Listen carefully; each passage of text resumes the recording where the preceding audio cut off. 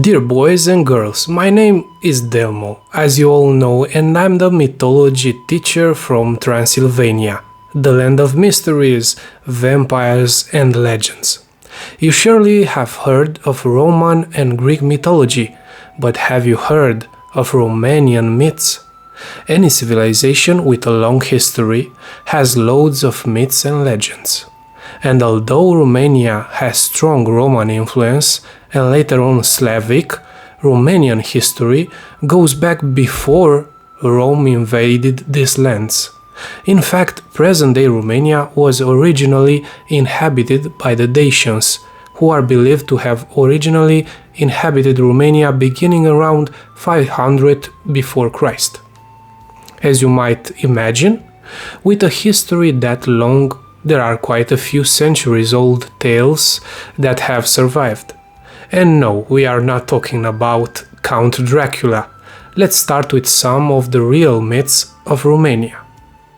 Romania has many myths that are actually pretty dark.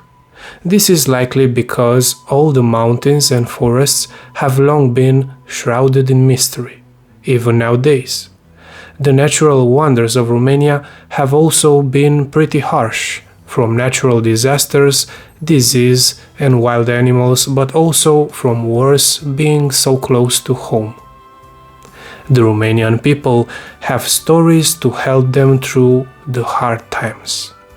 These myths or legends help explain the world around them, helps create a sense of good and evil, and make the harshness of the world feel just a little less overwhelming. Stories are not only entertaining, but explain the cruelty of our world and can even provide hope. Let's now hear the Romanian creation story. As with any set of myths, there has to be a creation story. There are a couple different versions of the Romanian creation story, as the details have evolved over time. Also, with the Christianization of Romania, the mythical creation story grew to involve God and Satan. Here is one version of the creation story with elements borrowed from the various versions that are out there.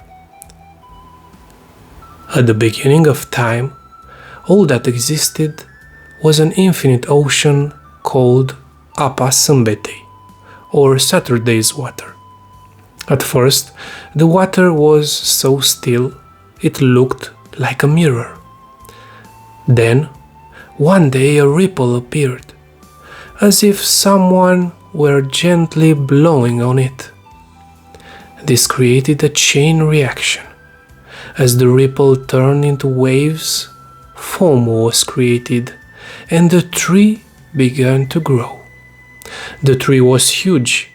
It sprouted branches, and from its branch a single butterfly and worm emerged. The butterfly then transformed into a boy, lighting up the world around him. The worm saw this, wriggled and shed his skin, and also became a boy. The second boy looked at the first and exclaimed, "Brother." The first looked at him and said, "I have no brother and no equal. I shall call you non-brother." The two were known from then on as brother and non-brother, fârtat and nefârtat in Romanian mythology, and they created the world. Fârtat could not swim, so he asked Nefârtat to dive to the bottom of the ocean to collect sand, to create land, of course. Nefârtat dove to the bottom of the sea, but the sand simply slipped from his fingers.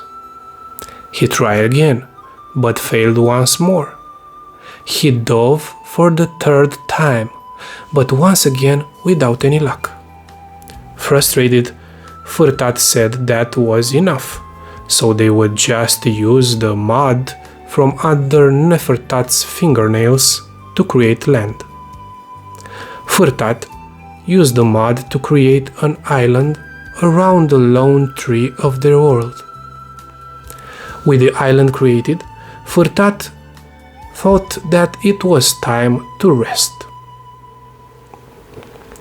He laid himself down under the tree and began to sleep. Nefertat saw his brother resting and thought that this would be the ideal time to take charge. He could get rid of his brother and create the rest of the world himself. Knowing that Furtat could not swim, Nefertat tried to roll him into the ocean. However, as he rolled his brother, more land appeared. Nefertat then tried to roll him in the other direction, but more land appeared as well. Nefertat rolled and rolled until every corner of the earth was covered in land. Furtat woke up and saw what Nefertat had done. He was happy his Nefertat had created the rest of the land, but thought that it was too much. Furtat needed to do something to make the world smaller again. The two then grasped the world in their hands, compressing it together. They pressed and squeezed, creating creases and ridges, mountains and rivers, until the earth was just the right size. Once the land was created, the two thought it would be best to build a barrier between the waters of the earth and the waters of the heavens. They wanted something that would separate this life from the next. They decided they would build a sky, and they added the stars, the sun and the moon, decorating the sky like a canvas.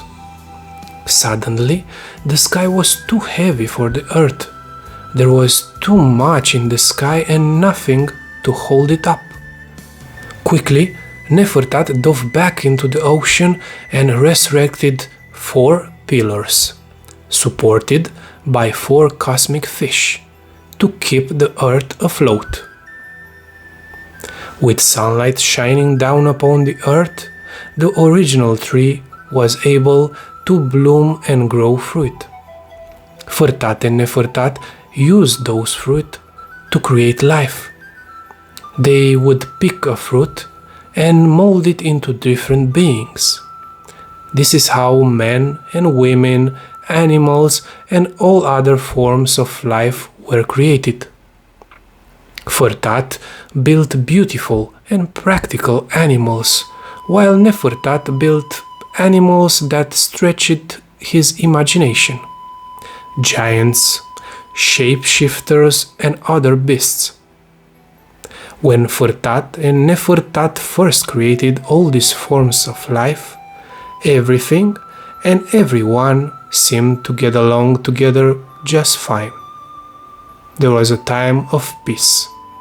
However, over time, evil oozed into these life forms, wreaking havoc. The tension between these beings is why we still have evil today. There you have it, guys, the creation story of Romanian mythology in original. There are many more myths and legends from Romanian folklore, and we will surely explore them in our next videos. I'm the Mythology Dude. Take care.